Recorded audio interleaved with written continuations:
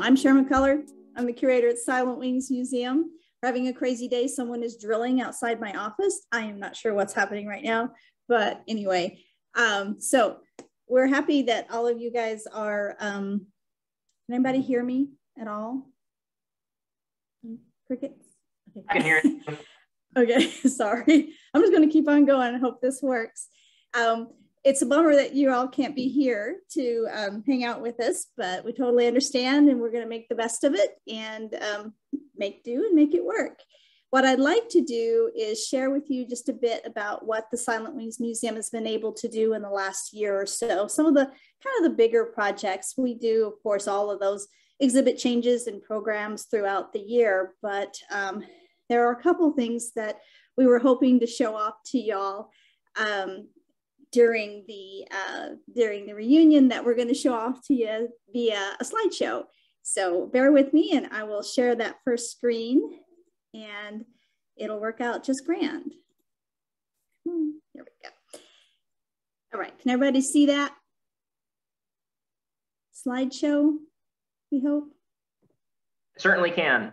Okay, all right. So we're going to reach back just a little bit to the what was happening right after we had to close the doors in March of 2019, and the first, permutation, the reunion was had to be canceled due to precautions.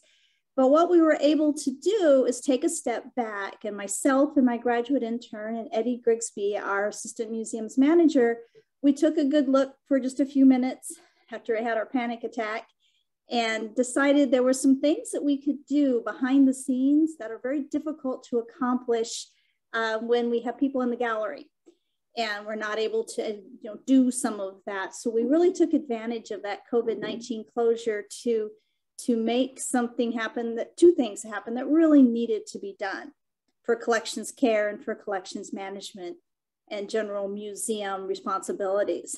So the first thing we did was I took my graduate intern out into the gallery and we tore apart, basically the combat gallery in particular, but we tore apart all of the exhibits and did a comprehensive inventory of those exhibit materials. We photographed, we did some cleaning, we marked, accounted for things, assigned temporary numbers or permanent numbers, depending on what we were finding in the records.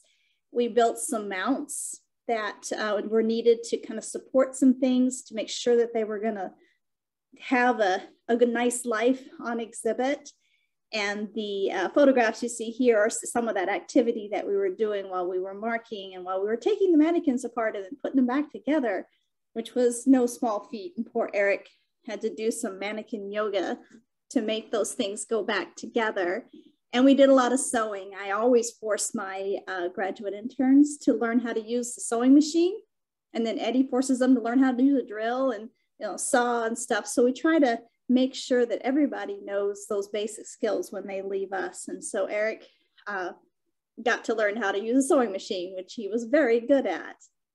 And so in the course of that inventory, part of what I was doing was making sure that I had the material I needed to write the next 20 or 30 years worth of exhibits. So I know what we've covered in the gallery and what still needs to be covered. So it was very helpful to be able to get out in the gallery, make a big mess, and leave that mess for what turned out to be almost 8 weeks of being closed, to just really take a deep dive and get everything cleaned up and everything looking good and feeling good in terms of its records.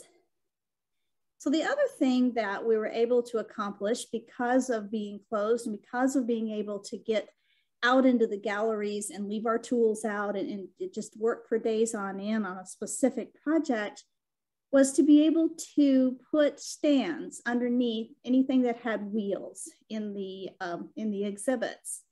And so we took a variety of materials. The CG4A got aircraft stands put underneath its landing gear and the tail wheel in order to support it at what is hopefully its strongest point, but make that support be not on the actual tires. So it isn't the CG4A, even though we put the that wooden support that the glider pilots had built to hold it in the first place, we put that back underneath there, it's not actually bearing weight on the tires. The weight is being borne by the gray painted aircraft stand that you see in the picture. And Eddie made a real effort to make sure that that looked exactly right, but it really is being held at a strong point, not on its precious tires. So we spent a couple weeks puzzling those things out. So that was what the CG4A aircraft stand ended up looking like.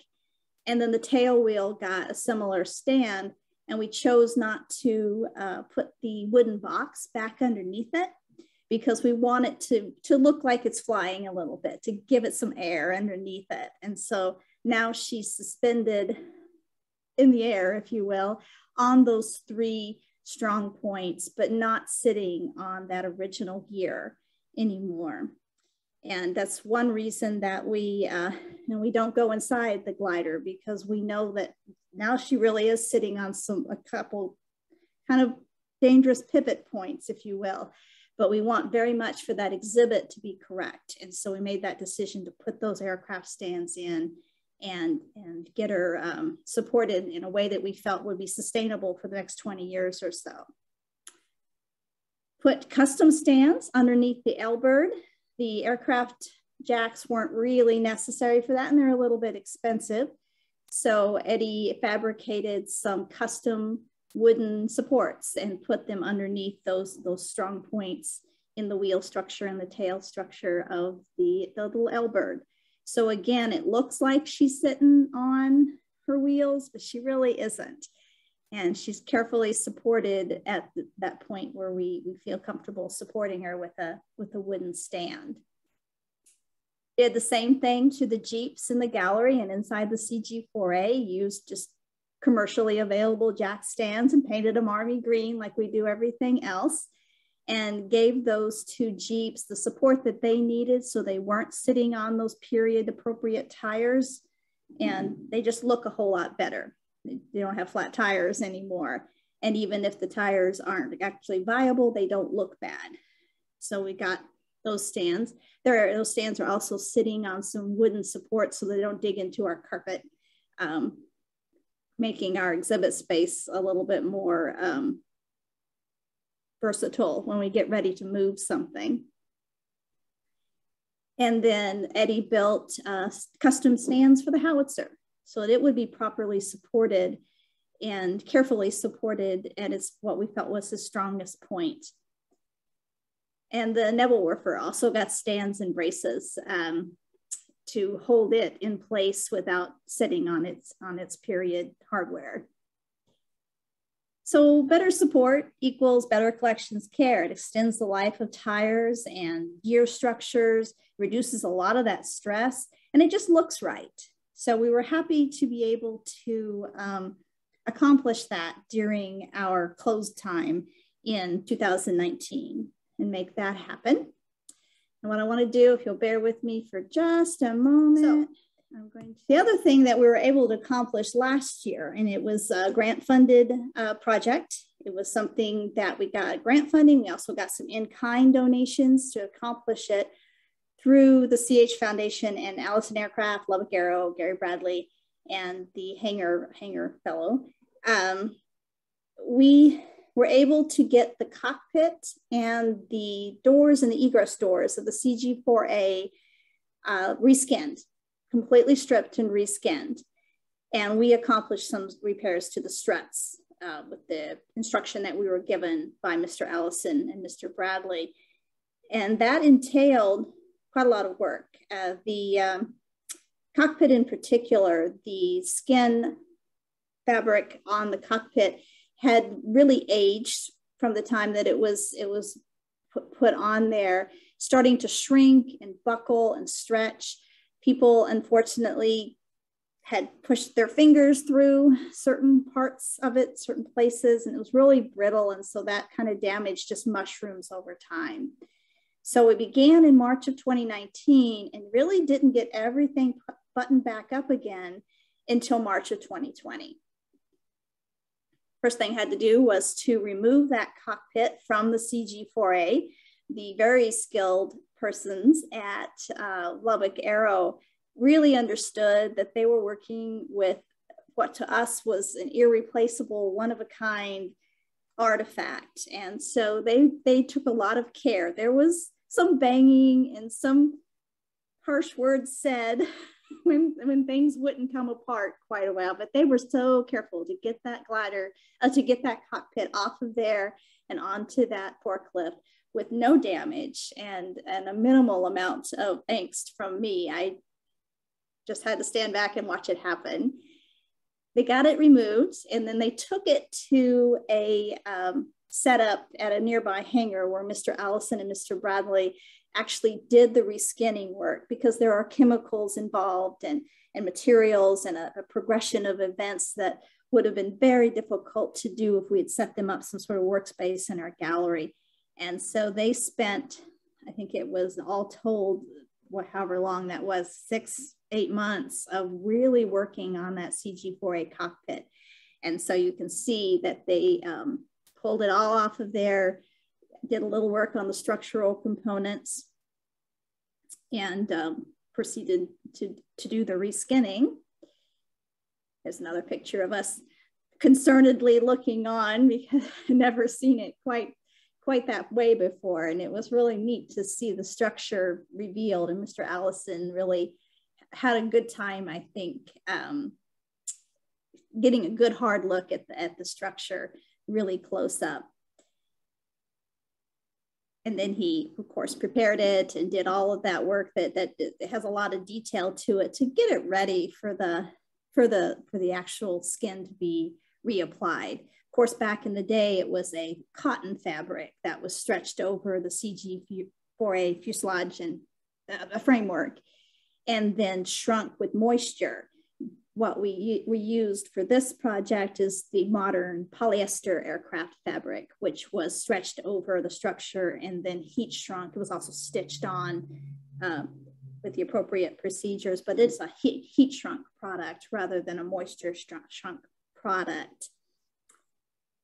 And then he began to apply all of that, did it in large sections.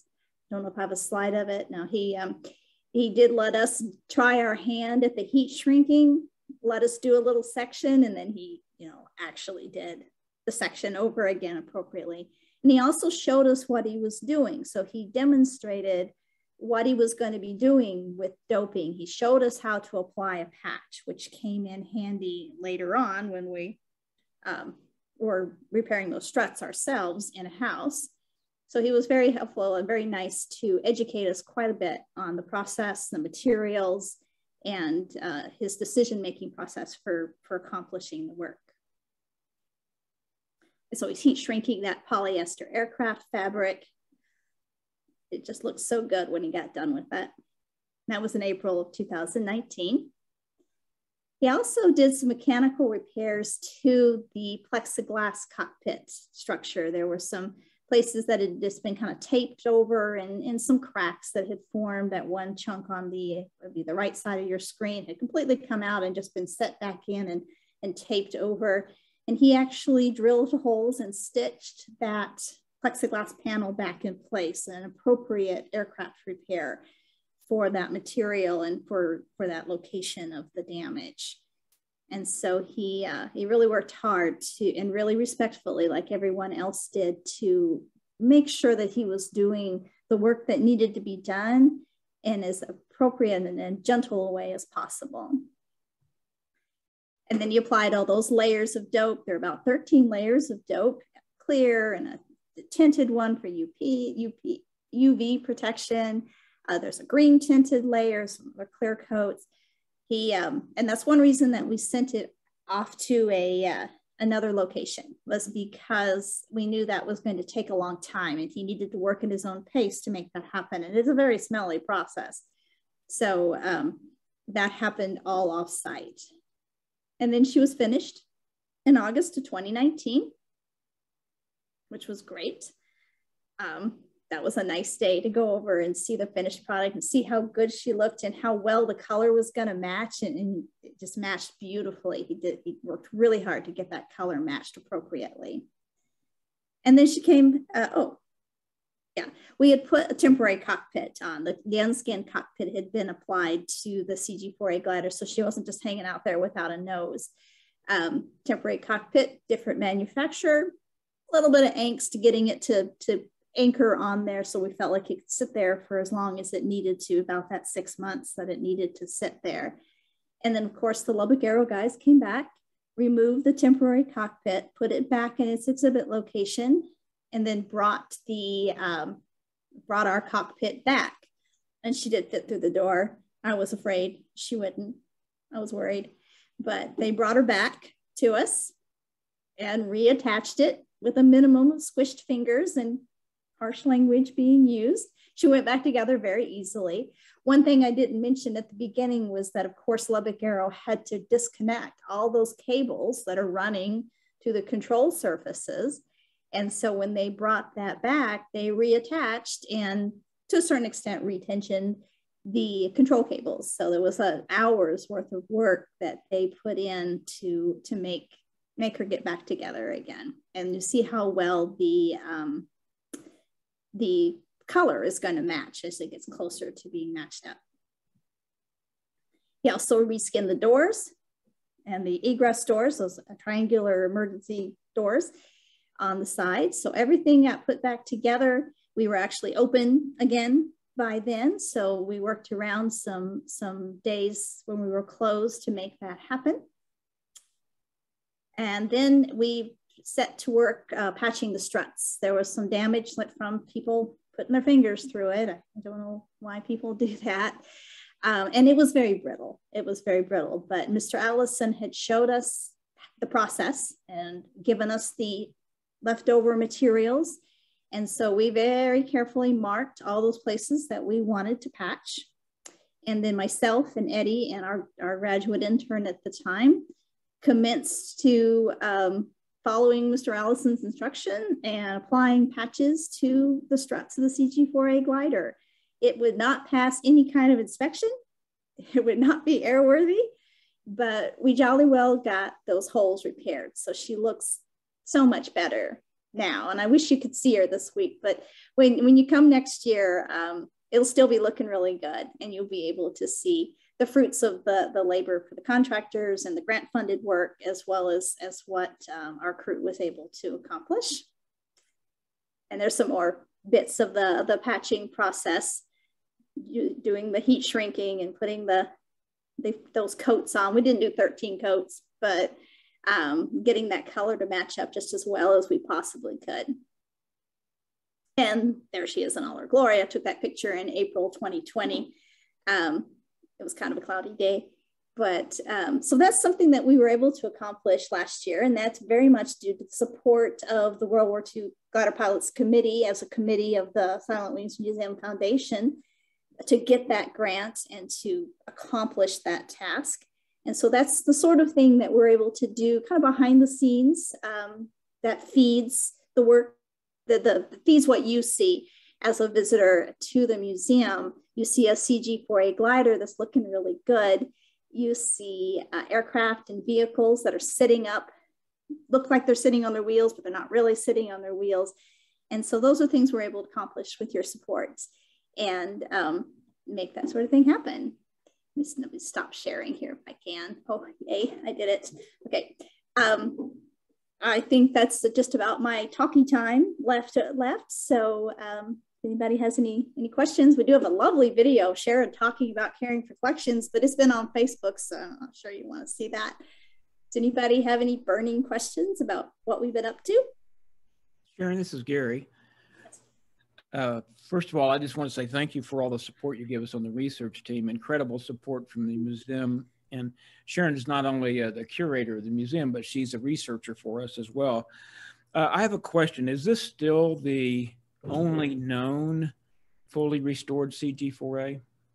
No, we actually, one of the things I set Eric to do, because they all have their talents and he seemed to be a good burrower into the internet.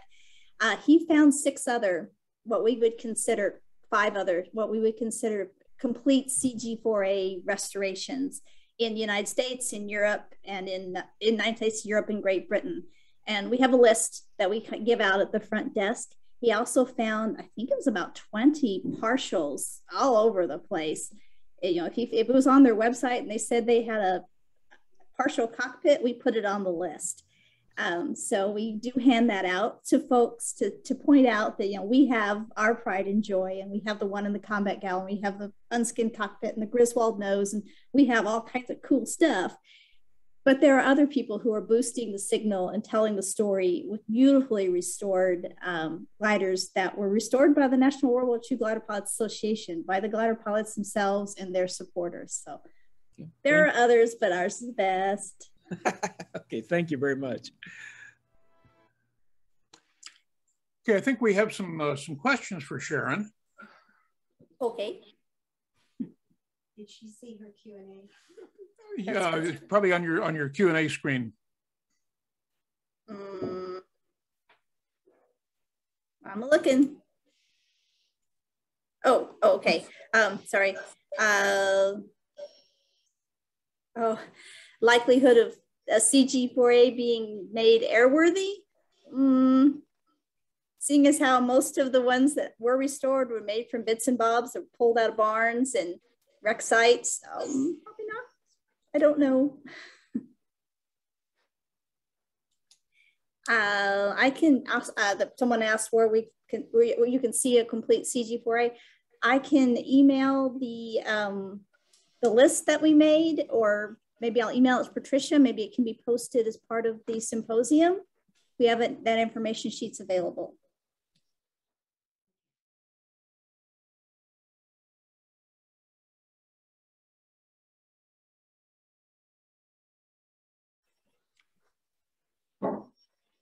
Okay, do we have any other questions? Yes, Sharon, can I sit in the CG4A? No, she's old and precious. It's kind of like your great-great-grandma. Would you ask her for a piggyback ride? No, we respectfully decline requests like that. She's just delicate and special. So sorry. I know I wasn't the only one thinking it. I know, and people ask, and you know, it's a great question, and we like it when people ask because we know what they're thinking is that they wanna pay homage to that. They want to sit where their great grandfather sat. She's a pretty precious artifact, and I also feel kind of strongly that the people that sat, and I always tear up when I try to say it. I don't know why, but the people that signed up to sit in that seat and put their lives on the line, that makes that seat really important to us. And so we don't just want to plop someone in there. It was theirs. We'd like someday to build a replica, a reproduction that sits on the ground, you know, nice and sturdy, not on any pivot points, and make an opportunity for someone to sit in that CG4A seat and think about what that experience was like, maybe have some screens going, like what that landing was like. But that'll have to come with an expansion of the facility. So someday we would like to offer a simulacrum of that experience. Not quite yet, but someday.